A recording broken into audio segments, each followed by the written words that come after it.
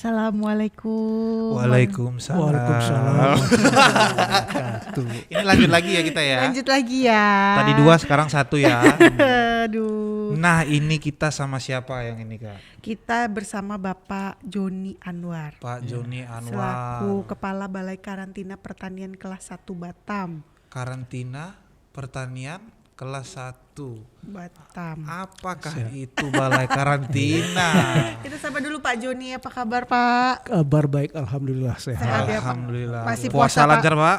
Insya Allah sampai hari ini masih lengkap. Alhamdulillah. Karena belum ada halangan kan. Iya. Belum ada. Kecuali Mbak Nisa mungkin ada halangan. Halangan ya, Pak, ya. Ya sebentar lagi kita akan berlebaran ya. Menuju grand final ya. Ya. Siap. Oh, Siap. oh. Makanya kita kejar juga 1 hari 2. Iya.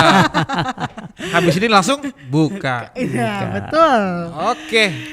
Kalau tadi Reinhard juga bertanya, mungkin Iya. agak berkerenyit nih ya, dahinya dia. Apa balai ini? karantina ini Pak? Iya, terima Sendiri ya? kasih Mbak Nisa sama Mas Reinhard. Reinhard.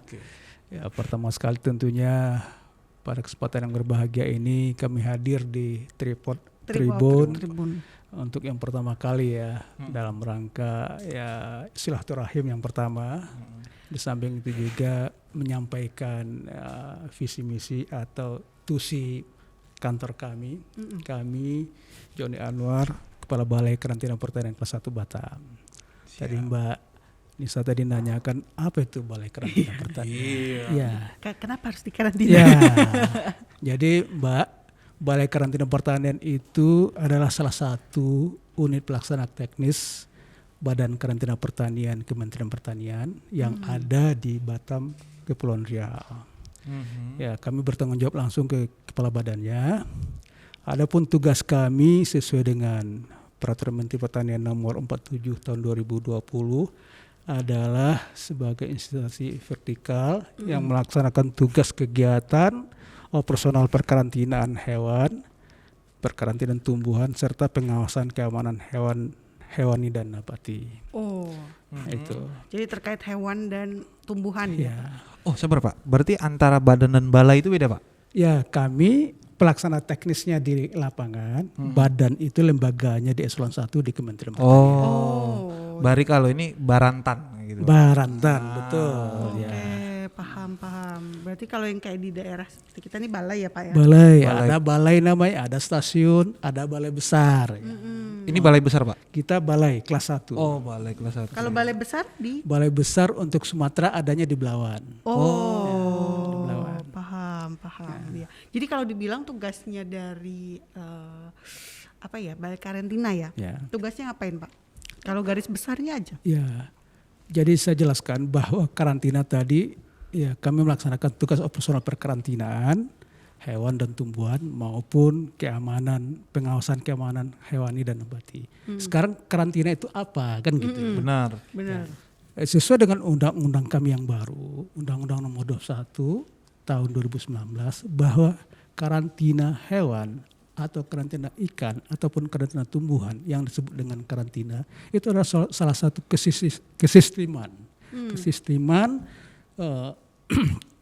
pencegahan hewan karantina, pencegahan penyakit hewan karantina, hama penyakit ikan karantina, dan organisme pengganggu tumbuhan karantina, serta pengawasan keamanan pangan, hewani dan nabati. Termasuk di dalam undang-undang ini termasuk pengawasan keamanan pangan dan mutu pangan, keamanan pakan dan mutu pakan, termasuk produk rekayasa genetik, sumber daya genetik, agensi hayati, jenis asing invasif, tumbuhan dan satwa liar, serta tumbuhan dan satwa langka yang dimasukkan ke dalam wilayah Republik Indonesia atau diantar areakan di dalam wilayah Republik Indonesia. Oke. Jadi itu dia. Berarti yang diawasi ini kayak hewan-hewan yang ada di sekitar kita Ya, dan tumbuh-tumbuhan di sekitar kita nih Pak. ya hewan maupun tumbuhan dalam bentuk apapun. Dalam bentuk apapun. Hewan hidup atau produk hewan atau yang sudah diolah pun kita awasi. Demikian juga dengan tumbuhan atau produk tumbuhan termasuk turunannya itu di bawah pengawasan lalu lintas media pembawa karantina Karantina. pertanian. Nah, tadi bertanya ini Pak, kalau misalnya itu jadi di bawah pengawasan, apa bedanya sama misalnya BPOM gitu Pak? Ya. Perbedaannya apa itu Pak? Kalau BPOM itu ke produk industrinya Pak. Kalau Oke. karantina itu bahan asal tumbuhan atau bahan asal hewan. Jadi asalnya. Oh asalnya ya. Ya bahan asal masih dalam produk asli. wujud Aslinya ya, bahan Kalau udah bakunya masuk lah. industri, proses kimia dan seterusnya itu untuk dimakan itu baru BPOM. BPOM. Oh. Iya paham. Kalau kita buah misalnya sayur itu kan bentuk wujudnya masih Bahan baku asli lah gitu ya, Pak, ya. Itu pengawasannya di kita. Oh. Tapi kalau udah ada produk industri olahan, udah makanan itu Udah di BPOM. Udah ya? di BPOM. Oh. Iya, jadi kalau misalnya apa aja sih Pak, maksudnya produk-produk pertanian yang seperti apa yang maksudnya harus dilaporkan atau memang harus diperiksa sama pejabat-pejabat dari Balai Karantina? Ya, seperti yang kami sampaikan tadi bahwa tumbuhan atau hewan baik hidup maupun itu sudah diolah, itu di bawah pengawasan karantina untuk memastikan bahwa hewan maupun produk hewan, tumbuhan maupun tumbuhan bebas dari hama penyakit. Intinya itu bebas dari hama penyakit. Nah, itu yang pertama. Jadi kalau misalnya nih saya punya peliharaan, apakah saya harus melaporkan itu ke? Nah ini maksudnya lingkupnya itu loh Pak. Benar sekali Mbak Nisa bahwa hewan kesayangan maupun hewan peliharaan lainnya yang diternakkan itu di bawah pengawasan Karantina. pejabat karantina pertanian. Oh, apalagi yang masuk ya Pak, yang dari luar ya? Ya kita masuk lebih waspada Lebih lagi waspada karena lagi, kita lebih ketat. mencegah masuknya hama penyakit tadi. Kan lebih baik mencegah daripada mengobati kan gitu kan prinsip karantina di dunia kesehatan gitu. Lebih baik mencegah daripada mengobati. Pak, yang jadi pertanyaannya berarti misalnya petani-petani atau kebun-kebun kali ya yang ada di lokal misalnya itu harusnya di bawah pengawasan karantina pertanian. Ya kalau petani secara teknis itu di bawah dinas, apakah dinas tanaman pangan atau dinas pertanian yang ada di kabupaten kota tersebut. Ya. Karena secara teknis untuk produksinya itu di bawah binaan dari dinas pertanian setempat. Sementara lalu lintas media pembawa, apakah benihnya atau bibitnya atau produknya itu sebelum masuk ke wilayah satu kabupaten atau pulau itu melalui pintu-pintu pemasukan oleh di mana petugas karantinanya ada. Berarti sifatnya harusnya yang menyeberang kali Pak ya dari luar ke dalam. Ya, benar Mas. Bahwa keberadaan karantina pertanian itu ada di tempat pemasukan dan tempat pengeluaran. Baik di bandara maupun di pelabuhan. Termasuk di kantor pos penyeberangan lintas batas antar pulau dan danau itu juga kita ada di situ. Memang untuk mengawasi yang masuk ya. Jadi mengapa harus dikarantina? Jadi misalnya apakah semua tumbuhan itu harus dikarantina kan? Maksudnya saya bawa nih, saya dari Medan ke Batam bawa tumbuhan.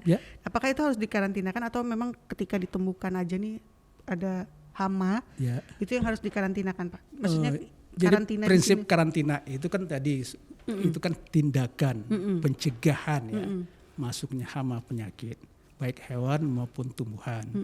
Nah, jadi kita mencegah masuknya penyebaran hama penyakit tadi. Jadi ketika Mbak Nisa memasukkan media pembawa karantina pertanian, apakah itu tumbuhan, apakah itu hewan kesayangan dari Sumatera misalnya, katakan dari Belawan ke Batam, itu harus melalui pemeriksaan petugas karantina untuk dipastikan bahwa hewan yang masuk itu steril lah gitu. Bebas dari penyakit ya. Tapi untuk Riau, untuk Kepri khususnya, hewan kesayangan khususnya hewan pembawa penyakit rabies HPR itu kan nggak boleh masuk ke kita. Batam itu bebas dari rabies. Ya, jadi nggak boleh memasukkan hewan di luar di daerah yang endemik rabies ke daerah yang bebas rabies. Itu udah nggak bisa diini lagi. Nggak boleh. Jadi udah nggak bisa dinego ya. Kalau soal rabies nggak bisa dinego. Ya soal penyakit, ya apalagi itu termasuk zoonosis ya, penyakit hewan yang dapat menular ke manusia. Itu sangat berbahaya. Itu akibatnya kan fatal untuk rabies. Jadi kalau misalnya kalau saya mau perginya hari misalnya besok misalnya gitu, ketika saya mau bawa hewan saya itu memang sebelumnya yang diurus atau pada saat saya berangkat tuh diurusnya Pak? Ya Sebenarnya sebaiknya ya minimal 1 hari sebelum berangkat dipastikan untuk kita observasi hewannya, dipastikan untuk penyakitnya. Tapi biasanya kalau hewan kesayangan itu historisnya kan sudah ada itu. Iya. Ya, hewannya udah punya sertifikat asalnya dari mana, kemudian turunan dari mana, dan rata-rata itu sehat. Bisa saat itu juga sebelum diberangkatkan keluar Batam itu bisa dilaporkan ke petugas kami baik di bandara maupun di pelabuhan. Pelabuhan Iya. ya. Biasanya- Semua udah standby ya di situ. biasanya Ya. kan ibu mama nih, ibu-ibu kan ngelihat tumbuhan bagus gitu ya kan. Iya. Bawa Jadi aja. kan dibawa aja, mau dibawa. Nah itu berarti memang sebenarnya harus melewati proses karantina Iya. itu tadi ya Pak. Jadi kan kami kan punya banyak dokter yang termasuk yang di depan ibu ini juga nih dokter hewan. Dokter Jadi hewan. ahli di bidangnya kan terkait dengan kesehatan hewan kesayangan. Jadi dipastikan bebas dari hama penyakit itu. Hama penyakit. Oh, berarti termasuk satuan ya Pak ya, bukan harus yang gelondongan atau misalnya bersifatnya yang Ya. untuk komersil. Ya prinsip karantina itu 1 ekor atau 1.000 ekor atau 100 ekor prinsipnya sama. Sama ya. Ya, karena yang kita cegah itu penyakitnya, bukan jumlahnya kan gitu ya. Jadi Oke. potensi membawa penyakit 1 ekor dengan 100 ekor sama. Iya. Prinsip dari sisi karantinanya. Jadi makanya, ini cuma 1 ekor kok harus dikarantina sih kan gitu kan. Iya. Padahal bermula dari 1 ekor itulah penyakit itu bisa ini kan. Menyebar. Oh, simpelnya gini Kak. Kalau misalnya nih ada tribuners nih Pak, Ya. yang beli misalnya transaksi membeli hewan peliharaan dari kota A, Ya. dia mau mengirim ke Batam. Iya. Berarti dia harus melewati prosedur dari balai Balai- karantina di Ya, tempatnya. Iya betul. Oh, Jadi iya. khusus untuk karantina hewan itu memang harus dimulai dari tempat pengeluarannya sampai ke tempat pemasukan. Jadi Oke. tertelusur gitu ya. Jadi Oke. kita kan dimanapun pelabuhan, bandara, kan petugas karantina ada di situ. Iya. Nah, apakah di luar Batam, apakah di Batam itu ada. Oke. Kalau oke. prosedurnya sendiri, prosedur untuk misalnya ekspor lah ya, ini istilahnya ekspor ya. Kalau untuk ekspor ya terkait dengan kebijakan pemerintah sekarang ini kita harus menggenjot ya, ekspor, meningkatkan ekspor apapun komoditasnya termasuk Benar. komoditas Betul. pertanian. Iya. Benar. Jadi di kita di Kementerian Pertanian ada namanya gerakan 3 kali lipat ekspor. 3 kali lipat. Ya, jadi Apa itu Pak? Kalau hari ini kita ekspor sekali, diupayakan sampai dengan 3 kali. 2024 itu 3 kali lipat. Lipatnya. Kalau hari ini 10 kali, ya 2024 itu targetnya harus 30 kali. 30 kira-kira. kali. Dan alhamdulillah untuk Batam, untuk target tahun 2021 ini kan harus meningkat 20% ya, dari tahun 2020. Nah, jadi untuk ekspor khususnya komoditas pertanian itu ya trennya meningkat, dan catatan kami sampai dengan April ini ada lebih kurang 30% kenaikan ekspor Iya. dibandingkan dengan tahun yang lalu. Di Batam ya Pak ya? Ya, khususnya Batam. Di Batam ya 30% kenaikannya Pak. 30%. Mungkin ini juga bersinggungan sama program pemerintah yang selama ini petani milenial kali Pak ya? Siap. Iya. Kalau Batam ada nggak sih Pak petani milenial ya Pak? Ya sesungguhnya Batam diperuntukkan bukan daerah pertanian. Daerah pertanian, benar. Bukan. Setiap kali saya ketemu dengan Pak Wali Kota, Pak Muhammad Rudi, baik sebagai Wali Kota maupun sebagai Ketua BP, dia menyatakan bahwa ya Batam memang tidak diperuntukkan untuk pertanian. pertanian. Itu diperuntukkan untuk kawasan Industri. industri dan perdagangan. Oh. Ya, tapi menurut beliau akan diupayakan RT RW yang baru kalau disepakati ada 1 pulau dijadikan sebagai kawasan pertanian. Yang mudah-mudahan ada lah. Tapi terlepas dari itu, Batam ini karena awalnya dirancang sebagai kawasan industri dan perdagangan, ya tidak ada namanya sawah agak 1 meter di sini. Tapi alhamdulillah semua kebutuhan pangan itu tercukupi masuk dari wilayah lain di luar Batam, ya, termasuk juga impor di situ kan. Iya betul. Nah, seperti buah dan sayur-sayuran itu di samping dipenuhi oleh dalam negeri juga ada yang impor. Nah, tugas kami lah di situ untuk itu termasuk memastikan bahwa komoditas yang masuk itu sehat, bebas hama penyakit dan layak konsumsi kan gitu. Ini tanda kutip layak konsumsi karena termasuk pengawasan keamanan pangan PSAT asal tumbuhan itu ya termasuk kewenangan kami juga. Jadi kalau ada importasi sayuran dan buah itu yang dari luar itu dipastikan itu sehat. bebas dari kandungan bahan kimia, cemaran logam berat dan seterusnya itu.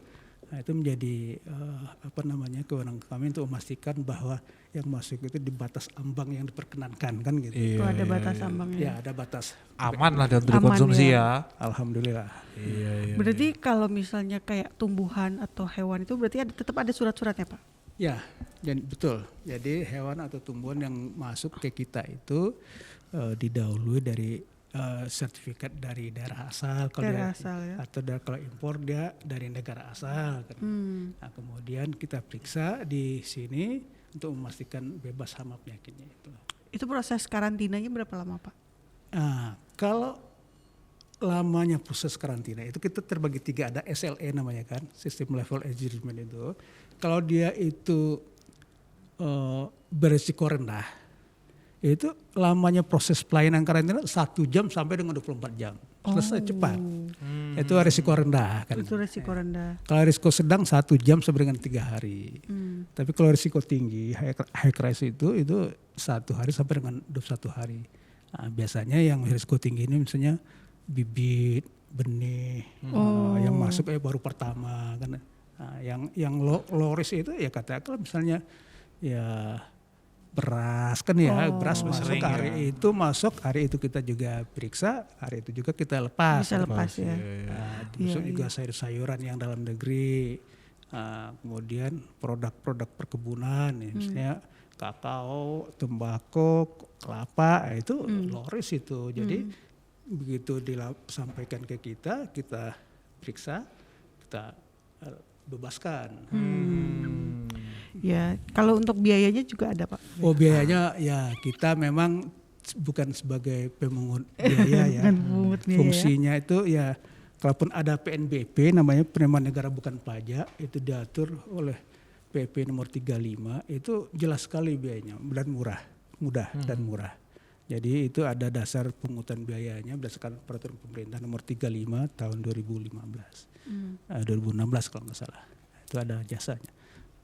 Dan itu kita pampangkan itu di setiap kantor pelayanan kantornya kita. Pak ya. Ada di Pampang ya, Pak? Berapa jasa berapa rupiah-rupiahnya itu kita bikin. Transparan lah Pak ya. Sangat transparan. Iya, pasti tidak ada pungli dan gratifikasi ya. Jadi tidak. memang kami Gitu. sebagai salah satu unsur pelayanan publik yang menuju WBK lah ya, wilayah bebas korupsi. Ya, dari untuk kementerian kita sudah dapatkan itu, tapi dari Menpan kita berjuang untuk mendapatkan pengakuan dari Menpan juga, karena Menpan yang punya kewenangan untuk secara nasional ya. Zona integritas. Zona integritas. Kita punya zona integritas, WBK, nanti menuju WBBM lagi kan gitu. Itu program kita. Selama Bapak menjabat di Batam atau di Kepri lah ya, Batam lah ya, friend. Maksudnya pernah nggak sih menemukan hama penyakitnya yang berbahaya, Pak? Oh ya. Jadi kebetulan yang masuk umumnya adalah bahan-bahan konsumsi, baik itu sayur, beras atau buah, ya untuk komoditas pertanian itu yang masuk hampir dikatakan itu sehat semua.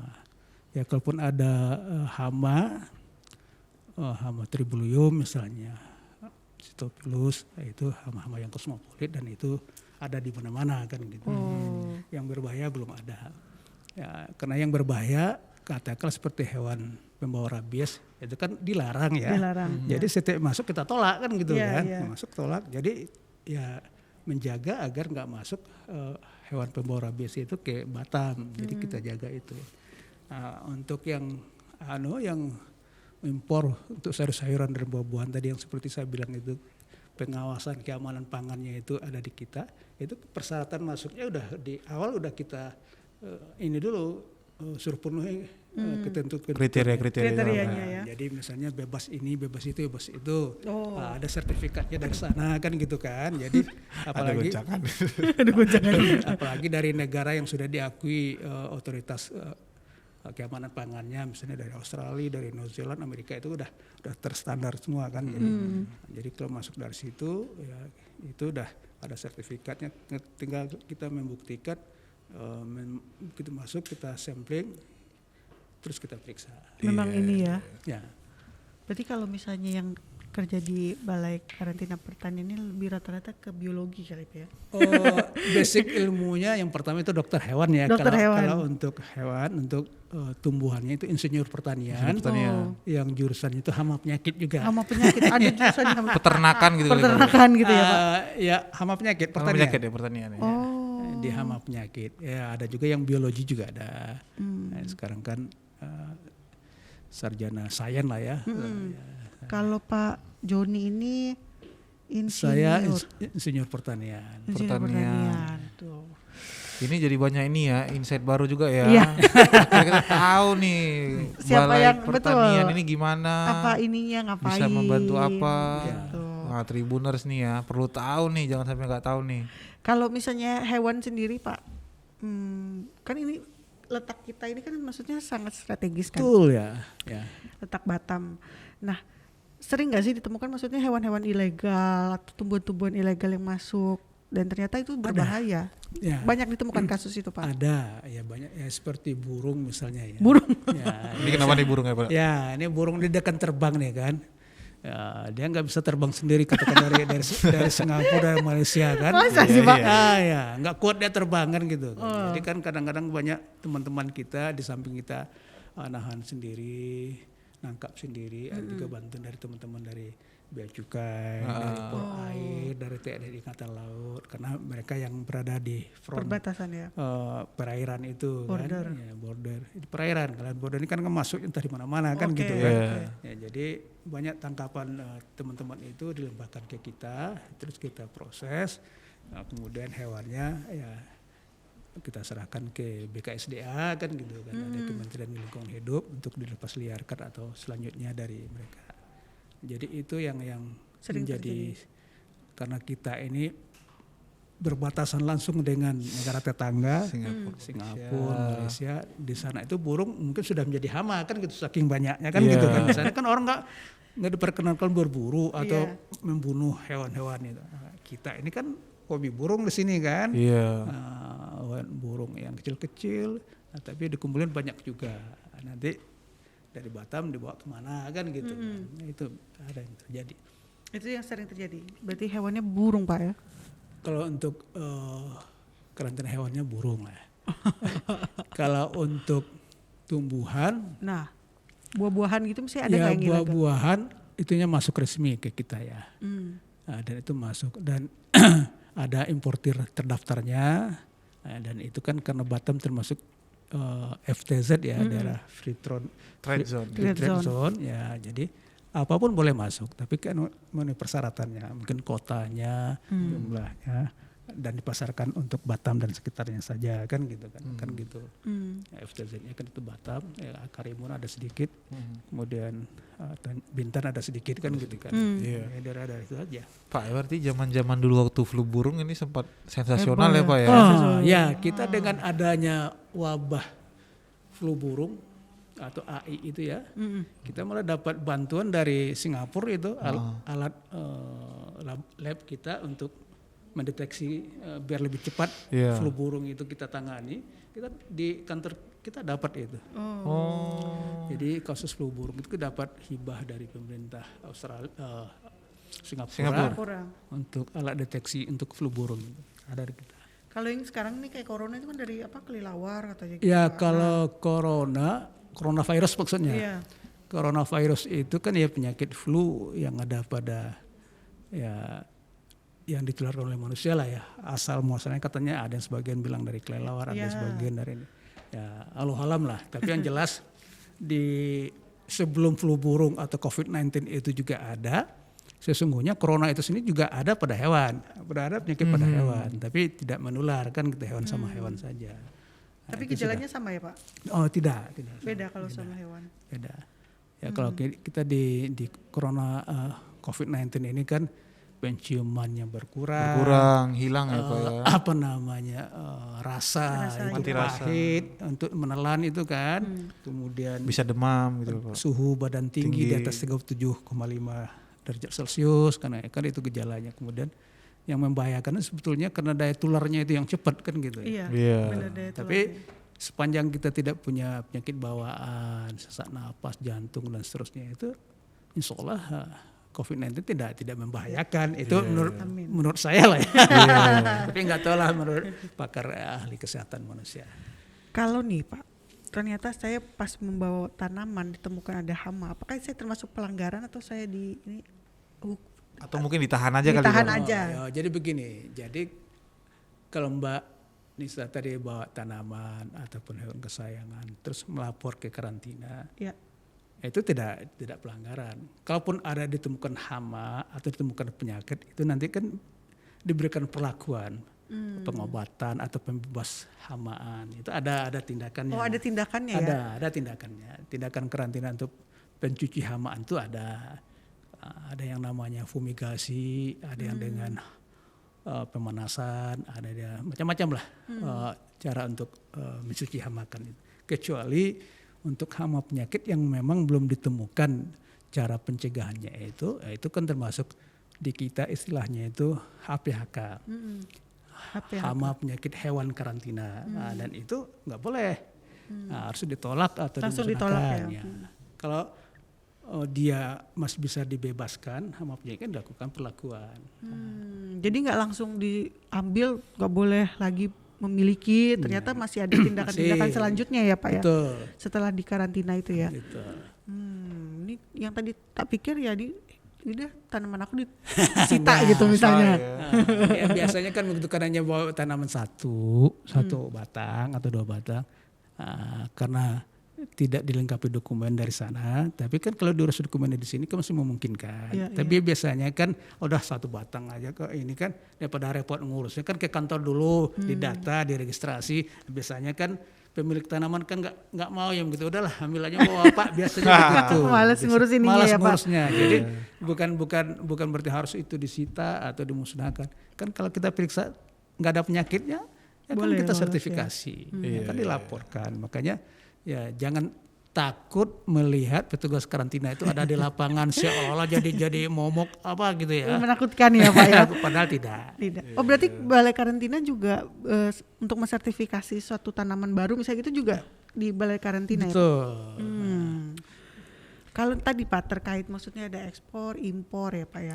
Terus kita sering mendengar ada istilahnya pre-border, border dan post-border. Ini maksudnya apa sih Pak istilah? Jadi tindakan karantina itu dapat dilakukan namanya pre-border, border atau post-border. Jadi pre-border itu artinya sebelum tanaman atau hewan atau komoditas media pembawa karantina itu masuk ke dalam wilayah Indonesia, bisa dilakukan pemeriksaannya atau tindakan karantina di daerah asal atau di negara asal. Itu yang namanya pre-border. Katakanlah misalnya kita mau pesen sapi nih dari Australia. Misalnya berapa ekor kan gitu kan. Jadi petugas karantina Indonesia yang melakukan pemeriksaan di negara asalnya.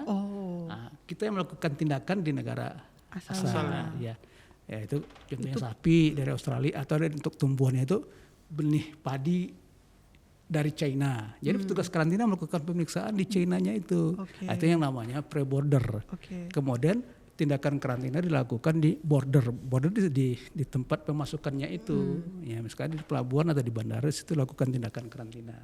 Nah, kemudian post-border itu setelah masuk di tempat tujuan. Ya ke Indonesia, kita lakukan pengamatan, pengasingan di dalam wilayah Republik Indonesia. Jadi itulah post-border namanya. Oh, berarti bukan semua pre-border, border, dan post-border dilakukan ya? Maksudnya pilih salah satu aja ya Pak? Salah satu tindakan seperti apa, makanya tergantung komoditasnya. Kalau dia jumlahnya banyak, katakanlah benih padi, kan ribuan ton, setiap masuk lebih baik petugas karantina Indonesia aja melakukan pemeriksaan di daerah asal, di negara asal. Itu setelah bebas dari hama penyakit yang tidak diperkenankan masuk, itu si Indonesia tinggal masuk aja, tinggal memastikan ini komoditinya ada masuk, jumlahnya sama, mereknya sama, memastikan itu saja kita di bordernya. Ya ini buat Tribuners ya yang mau nanya-nanya. Boleh, sudah adakah yang bertanya mungkin pada kepoin di komen Facebook ya. Boleh bertanya di komen kita langsung. Ke Pak Joni. Ada nanya nih Pak. Sudah banyak yang bertanya. Dari Ananda Meli. Nah, Pak, saya mau kirim musang. Nah, ini agak iseng nih Pak ya. Dari Tanjung Pinang bisa nggak ya Pak? Saya harus ngapain? Nah, ini Pak, pertanyaan masyarakat Kalau awam Tanjung nih, Pak. Pinang Batam, nah itu memang ada juga. Musang dari Tanjung Pinang. Ya. Karena ini satu kawasan ya, ini kan Kepri ini. Ya. Ya. Itu boleh. Boleh aja ya, Pak. ya. Melalui balai karantina Tentu juga. juga melalui pemeriksaan karantina yang dari Tanjung Pinang. Tetap ya, Nanda Meli tetap laporkan juga ke balai karantina yang ada di Tanjung Pinang ya. Ya. Berarti bisa. Musang boleh. Musang Musang boleh. boleh. Emang ada binatang yang nggak boleh Pak? Dinosaurus mungkin ya. Nggak ada juga. Oh, bukan ya. Ya.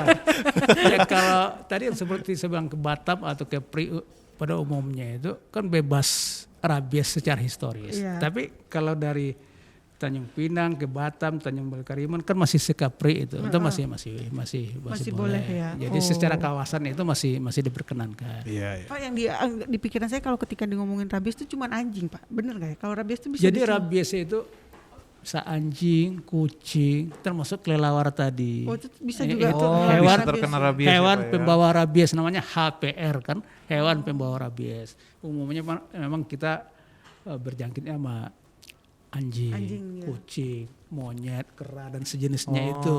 Nah, itulah dia HPR. Ya. Oke. Ada lagi nih.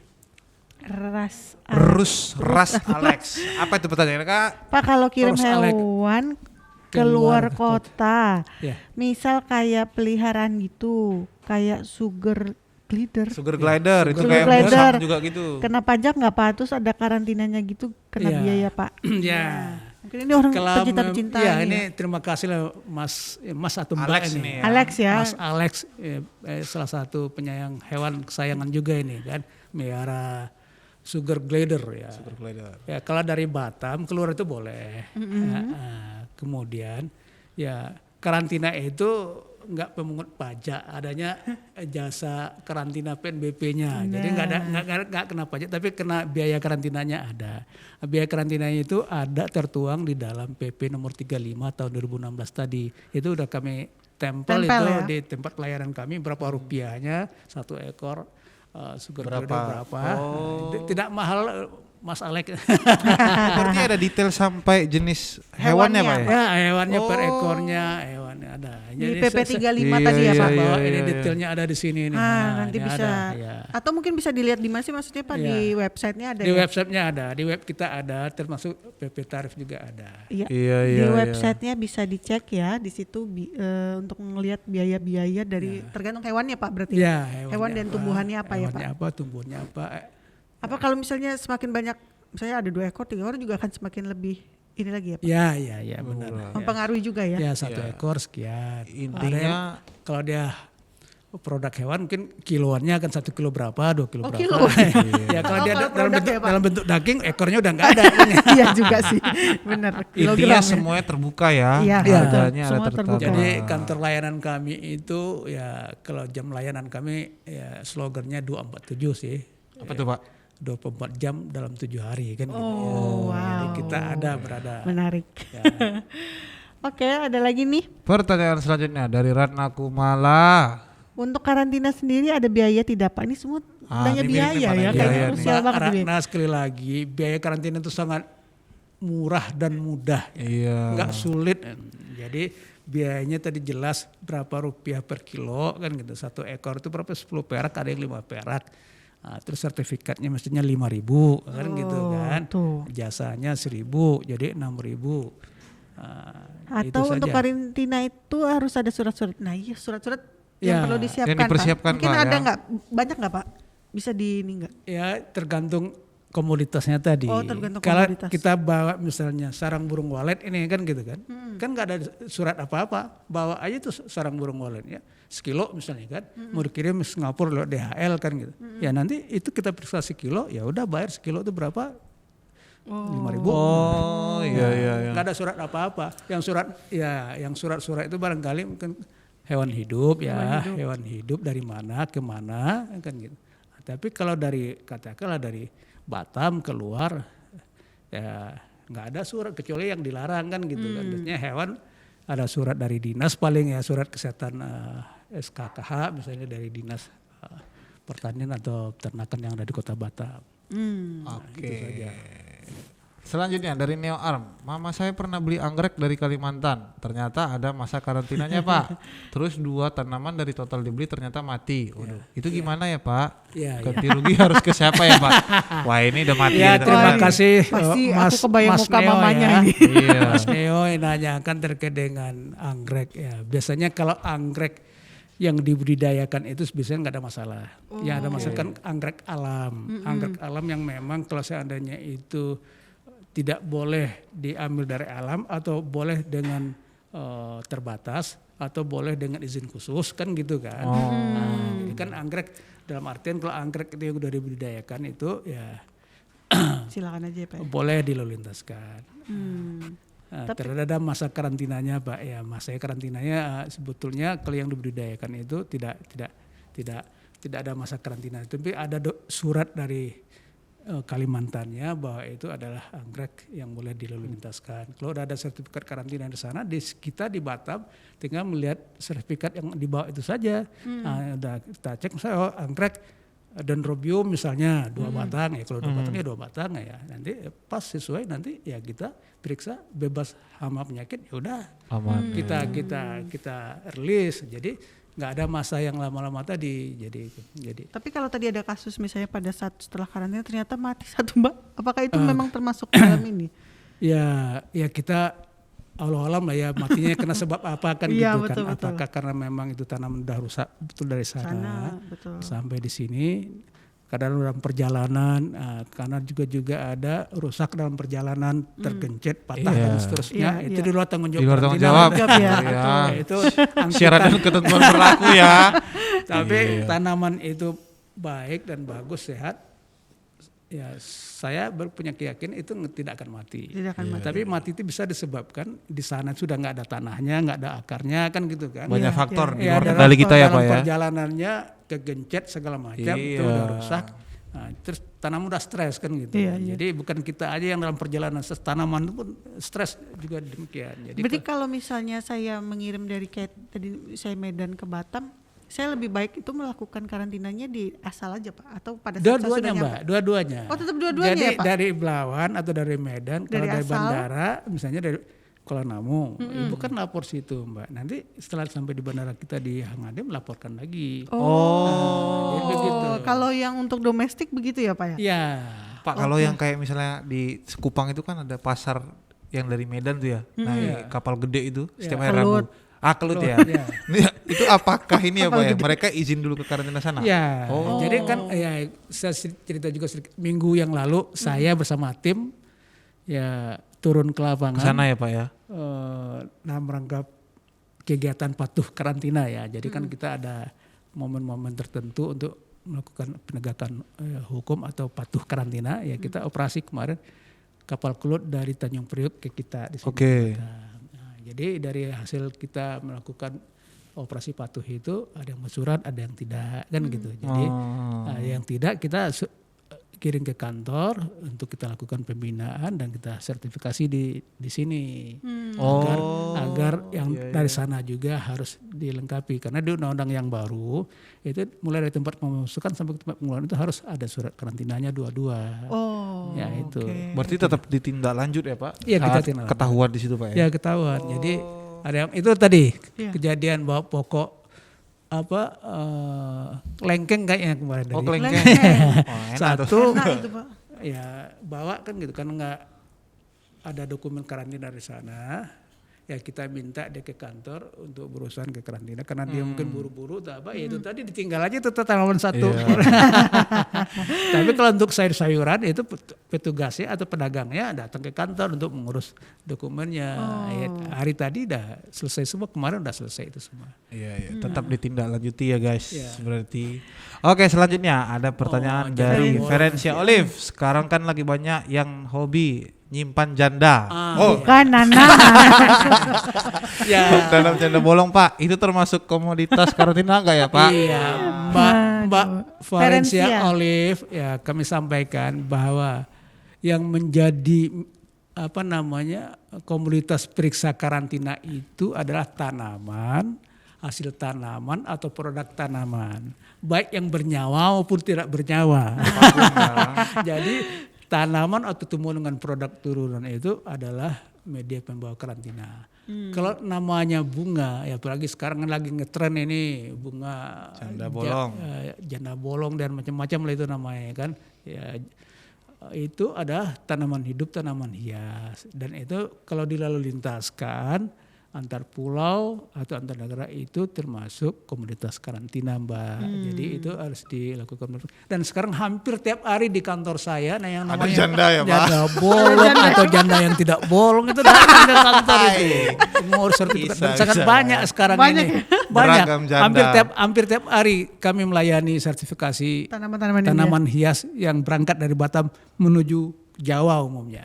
Oh, jadi banyak Banyak. janda di kantornya Bapak. Iya, jadi yang nyari janda ya bisa di kantor balai karantina. Oke, ada lagi nih. Set Set Aina Aina Muti. Pak mau nanya, tanaman atau binatang apa saja yang wajib Ah, dikarantina? tadi sudah dibilang ya. Kami Ya, sudah boleh diulang, sampaikan Pak. tadi Mbak.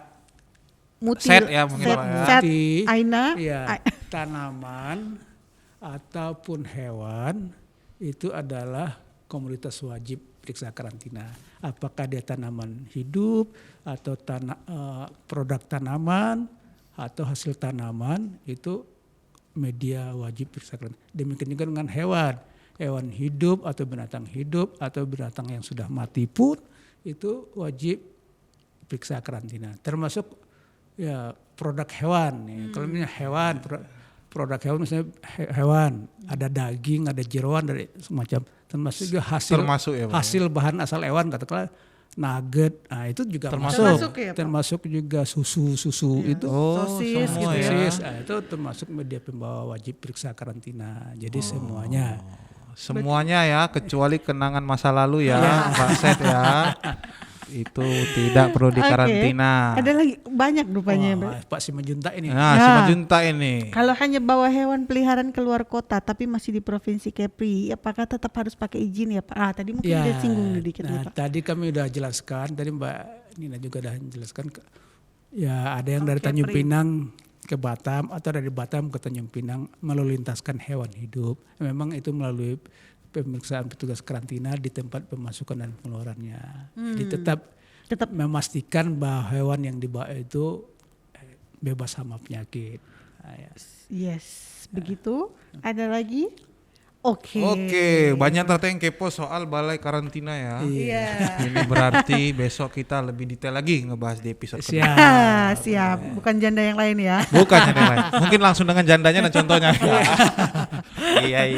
Memang dari semenjak COVID-19 ini tahun yang lalu, memang frekuensi lalu lintas Janda Pak ya. tanaman hias khususnya, wah luar biasa. Meningkat ya, Pak. Luar biasa. Hampir tiap hari itu satu orang itu bisa ngirim ke beberapa kota, mungkin pedagang kayaknya itu ya. Iya. Pedagang itu. Ini sertifikat yang kami terbitkan itu hampir 100 sampai 150 di bandara. Per hari, itu. Pak? Per hari. Jadi 100 sampai 150 dokumen yang itu rata-ratanya tanaman hias itu. Ya satu pokok, dua pokok, tiga pokok kan. Nah itu mau ke Kalimantan, mau ke Jawa, mau ke Jakarta, mau ke Bandung, ke Jogja, dan banyak itu. Tapi emang ada pengiriman tanaman gitu ada ya?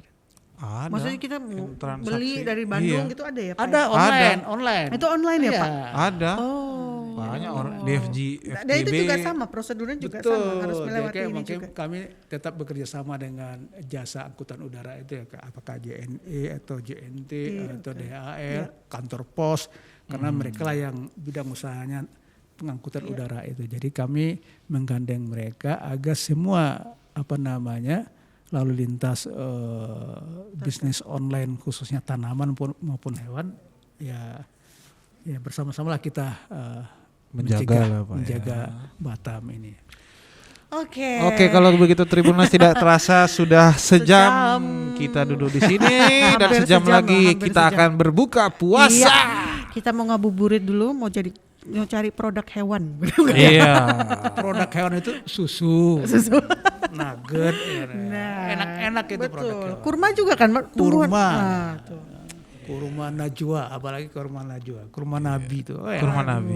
Wah, Bapak 1 jam lagi nih Pak. Jadi manfaatnya di samping untuk ini untuk kesehatan juga kan kalau kurma itu. Iya. Oke, terima kasih Pak Joni. Siap, Mbak. Terima kasih juga Tribuners ya. Pak Joni sudah hadir juga di studio kita, mungkin membuka wawasan kita mengenai balai. Terima kasih loh Pak Joni, sudah banyak ilmu pengetahuan. Banyak ilmu pengetahuan baru memang emang kami sini harus sering-sering kesini sosialisasikan ya Pak ya. Sosialisasikan. Siap, Kalau Pak. ini kan secara umum mungkin besok lusa Lebih topiknya detail ekspor lagi. misalnya. Iya. Boleh. Atau besok topiknya impor khusus tanaman Siap, apa. harus itu Pak. Tribun terbuka ya, sangat terbuka. Kami sangat senang Tribun membuka diri untuk kami kan ya. Iya. Siap, bukan universitas terbuka aja, tapi Tribun terbuka. Tribun terbuka kami untuk menyampaikan Informasi ya, Pak. informasi Dan terkait pengetahuan. dengan Karantina. Siap. Oke, Tribuners ya, semoga bermanfaat ilmu atau bincang-bincang kita sore hari ini. Sore hari ini sebelum berbuka puasa nanti mungkin bisa diulang-ulang lagi Yes. kalau pengen tahu Di ya. Spotify, di Anchor, atau di YouTube kita, atau di Instagram Facebook, kita di-follow. Instagram. Jangan lupa, oke. Di subscribe. Di subscribe dan di follow. Di subscribe di YouTube kita di Tribun Podcast dan Instagram kita Tribun @tribunpodcast. Oke, kalau Oke, begitu Tribuners ya, selamat menunggu berbuka puasa, selamat ngabuburit. Sabar 1 jam lagi. 1 jam lagi. Kita di awal mungkin mengucapkan selamat berbuka aja, nanti kalau sudah saatnya berbuka ya. Oke, Tribuners, terima kasih Pak Joni. Terima kasih Pak Joni Sehat Anwar. terus, Pak. Sehat selalu. Amin. Lancar puasa sampai akhir Lancar puasa Pak. sampai Mudah-mudahan ya kita menuju manusia yang bertakwa, yang mutakin ya. Amin. Oke, Tribuners, kita ketemu lagi. Assalamualaikum. Dadah.